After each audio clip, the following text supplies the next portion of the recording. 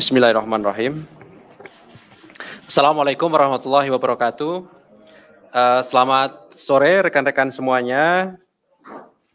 Sebagaimana penyampaian pengumuman tersangka yang sudah kami lakukan beberapa waktu yang lalu terkait dengan dugaan tindak pidana korupsi pekerjaan pembangunan Stadion Mandala Krida di Yogyakarta. Dan nama-nama tersangka sudah diumumkan. Hari ini kami kembali melakukan penahanan terhadap satu tersangka atas nama HS, gitu ya. Nanti akan kami bacakan mengenai konstruksi perkara ini, sekalipun kemarin sudah disampaikan, tetapi tentu kami fokus peran dari tersangka ini. Dan hadir sore hari ini Pak Deputi Penindakan, Pak Karyoto, yang akan menyampaikan mengenai poin perkembangan dari perkara dimaksud, dan setelahnya seperti biasa kami beri kesempatan 3 orang penanya, kita fokuskan khusus untuk perkara ini ya. Kalaupun ada perkara yang lain nanti juga tadi sudah disampaikan oleh Pak Deputi, mudah-mudahan nggak terlalu malam kami juga nanti akan menyampaikan kembali perkembangan dari perkara yang saya kira teman-teman menunggunya, sehingga untuk yang sore hari ini saya kira kita fokuskan untuk yang perkara ini lebih dahulu. Baik, kami silahkan Pak Deputi untuk membacakan beberapa poin perkembangan dari perkara di Yogyakarta ini. Kami silakan, Pak. Terima kasih, Mas Ali. Assalamualaikum warahmatullahi wabarakatuh. Selamat sore menjelang malam, rekan-rekan wartawan, media cetak online yang saya hormati, saya cintai, dan masyarakat Indonesia yang saya cintai dan banggakan. Sore ini kami akan sampaikan perkembangan penanganan perkara menyangkut dugaan tindak pidana korupsi pekerjaan pembangunan Stadion Mandala Krida pada pemerintah daerah istimewa Yogyakarta.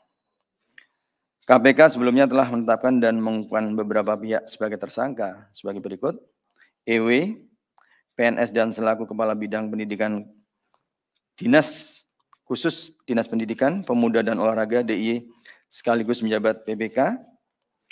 Yang kedua adalah SGH, Direktur Utama PT AG, HS, Direktur Utama PT PNN, dan Direktur PT DMI.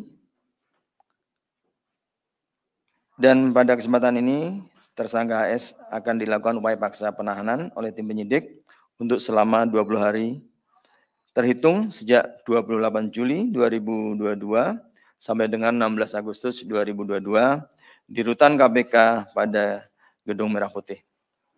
Konstruksi perkaranya sebagai berikut. Balai Pemuda dan Olahraga di Dinas Pendidikan, Pemuda dan Olahraga Provinsi DIY tahun 2012 mengajukan usulan renovasi Stadion Mandala Krida, di mana usulan tersebut kemudian disetujui dan untuk alokasi anggarannya dimasukkan dalam anggaran BPO untuk program peningkatan sarana dan prasarana olahraga.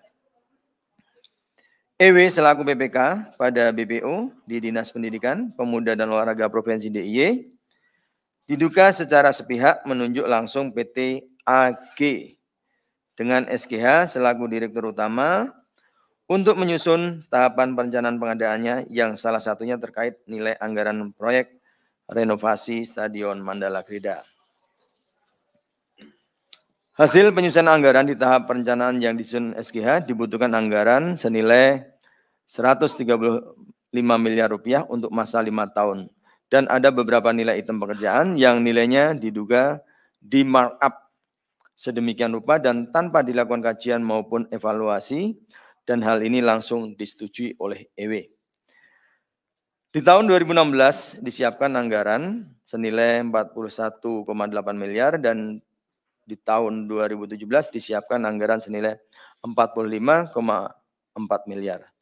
Salah satu item pekerjaan dalam proyek pengadaan ini yaitu penggunaan dan pemasangan bahan penutup atau atap stadion yang diduga menggunakan merek dan perusahaan yang ditentukan sepihak oleh EW. Untuk pengadaan di tahun 2016 yang berlanjut di tahun 2017, HS selaku Direktur PT PNN dan PT DMI diduga melakukan komunikasi hingga pertemuan dengan beberapa anggota panitia lelang dan meminta agar bisa dibantu dan dimenangkan dalam proses lelang. Keinginan HS tersebut kemudian disampaikan anggota panitia lelang pada EW dan diduga langsung disetujui agar dimenangkan tanpa melalui evaluasi penelitian, kelengkapan dokumen persyaratan mengikuti lelang. Saat proses pelaksanaan pekerjaan sudah berjalan, diduga ada beberapa pekerja yang tidak memiliki sertifikat keahlian dan tidak termasuk pegawai resmi dari PT DMI. Perbuatan para tersangka tersebut diduga melanggar ketentuan diantaranya pasal 5 huruf F, pasal 6 huruf C, G dan H, pasal 89 ayat 2 Perpres 54 tahun 2010 tentang pengadaan barang jasa dan perubahannya. Akibat perbuatan para tersangka tersebut diduga mengakibatkan kerugian keuangan negara sejumlah 31,7 miliar. Atas perbuatannya, para tersangka disangkakan melanggar pasal 2 ayat 1 atau pasal 3 Undang-Undang Nomor 31 tahun 1099 tentang pemberantasan tindak pidana korupsi, sebagaimana telah diubah dengan Undang-Undang Nomor 20 tahun 2001 tentang perubahan atas Undang-Undang Nomor 31 tahun 1999 tentang pemberantasan tindak pidana korupsi, Yunto pasal 55 ayat 1 ke 1 KUHP. Demikian saya sampaikan. Terima kasih.